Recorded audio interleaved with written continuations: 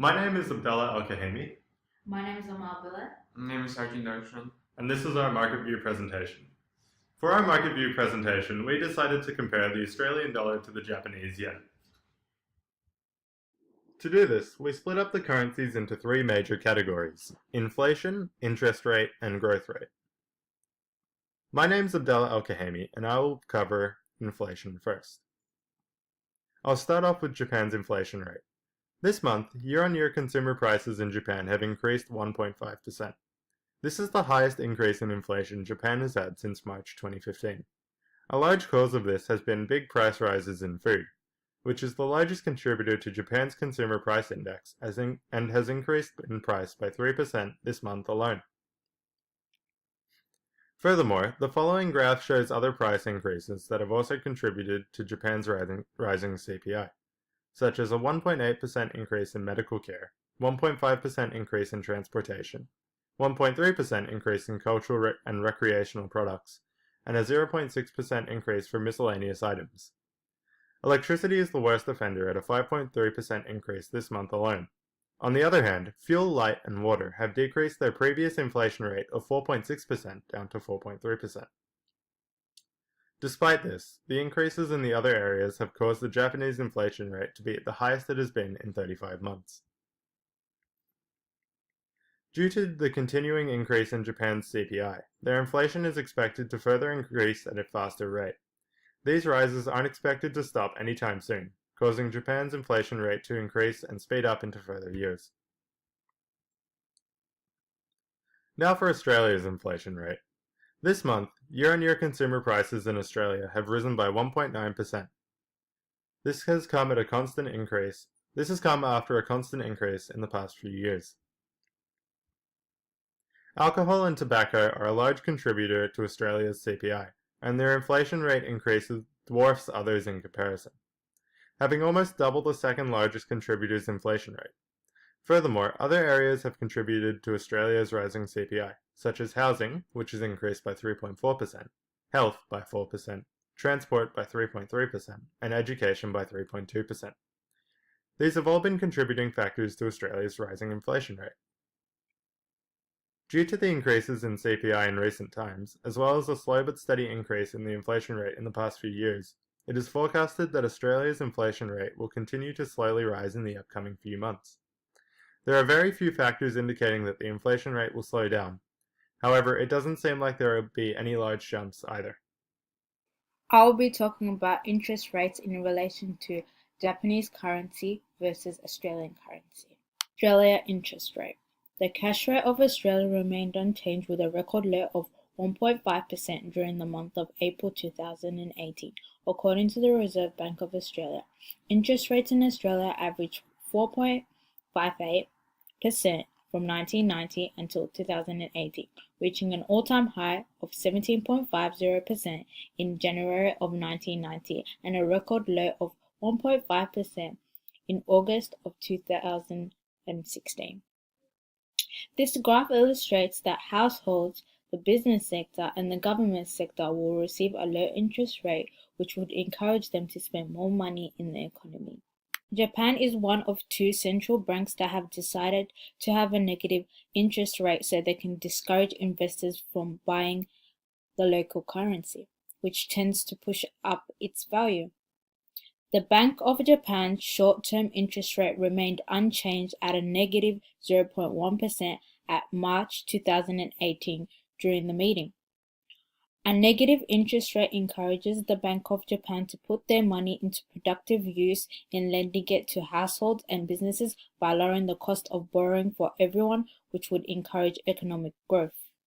It is predicted in the next 3 to 6 months that the interest rate of Japan is expected to be negative 0.10% according to the Trade Economics Global Macro Models and Analyst expectations. This means Japan's interest rate will remain the same the whole year. Australia forecast in relation to interest rates. It is predicted that interest rates will increase at a faster rate in 2018.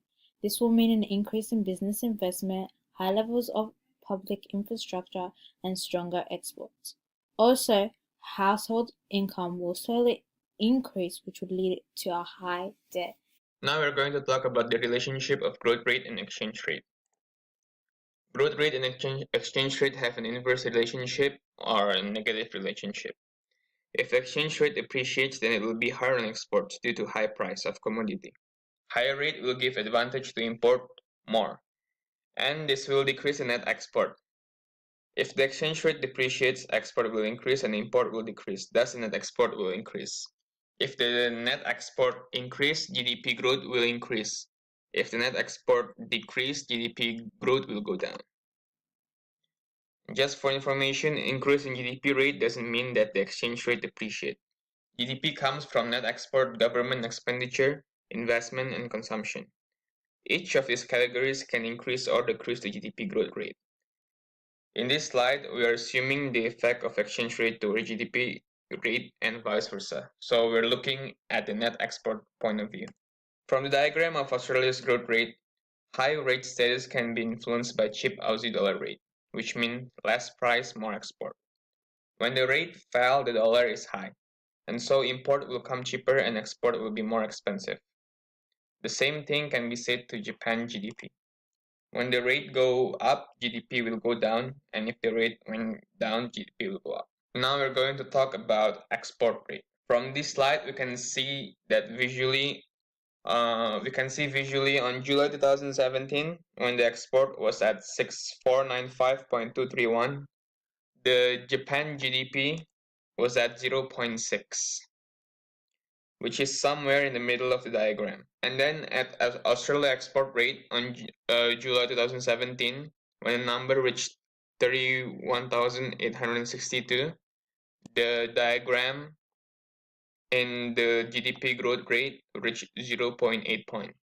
In Japan, when the number drops from 6495 to 0.231 to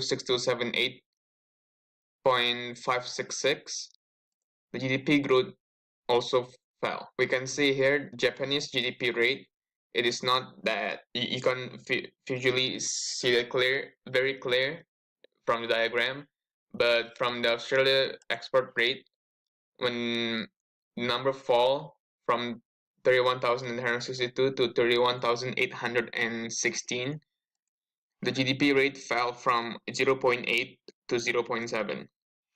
The difference between Japan's growth rate and Australia's growth rate towards their export rate could be influenced by other categories such as the government expenditure, investment, and consumption. Now we're looking at the import rate.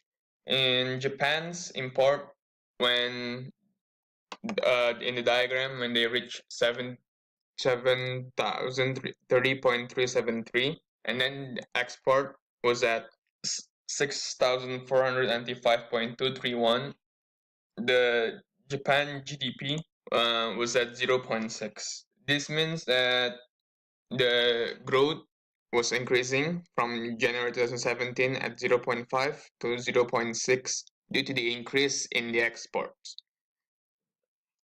This proves that the theory of the relationship is very accountable, because when exports increase, it means that the rate of Japanese yen is going down right now. And this also happened in Australia. In the import rate diagram, when imports were too low in July, the exports were higher. As you can see here, the exports were higher, and so this will increase the GDP of the country from 0.5 to 0.8. Due to the research we have conducted for this market view presentation, taking into account the inflation, growth rate, and interest rate of each country's currencies, we believe that the Australian dollar will continue to be much stronger than the Japanese yen, further increasing in value compared to it in the upcoming years.